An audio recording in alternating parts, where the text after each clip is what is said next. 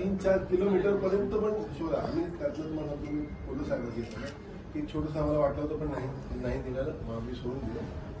मी 100% तुझा पूर्णपणे माझ्या ताकदीनुसार पूर्ण मला ती महाराष्ट्र नवनिर्माण सेना कोपरखैरणे विभागाच्या माध्यमातून येत्या 26 सप्टेंबरला कोपरखैरणे वॉर्ड ऑफिसवर एक जन आक्रोश मोर्चा आम्ही काढणार होतो. मात्र तो मोर्चा नवी मुंबईतल्या कोणाच्या तरी जास्तच जिवारी लागल्याचं वाटतंय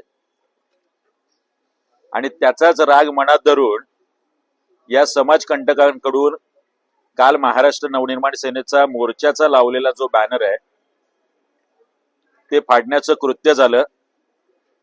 आज मोठ्या प्रमाणात नवी मुंबईतल्या महाराष्ट्र सैनिकांनी जमून रबाळे पोलीस स्टेशनचे वरिष्ठ पोलीस निरीक्षक यांना आम्ही निवेदन दिलंय आणि त्यांच्याकडे ठोस मागणी केली की या हरामखोराला तात्काळ ताब्यात घ्या, अन्यथा जर पुढच्या काही दिवसात कायदा सुव्यवस्थेचा प्रश्न महाराष्ट्र सैनिकांकडून निर्माण झाला तर त्याला पोलीस प्रशासन आणि इथली यंत्रणा जबाबदार असेल.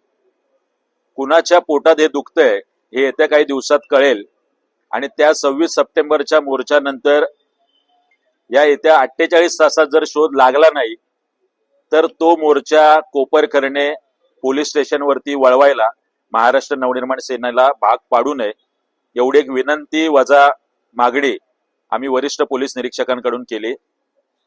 आणि मला या माध्यमातून बॅनर फाडणारे जे आहेत त्यांना हे सांगायचंय की आमच्या नादाला लागू नका.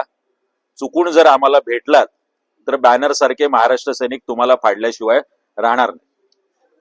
महाराष्ट्र नवनिर्माण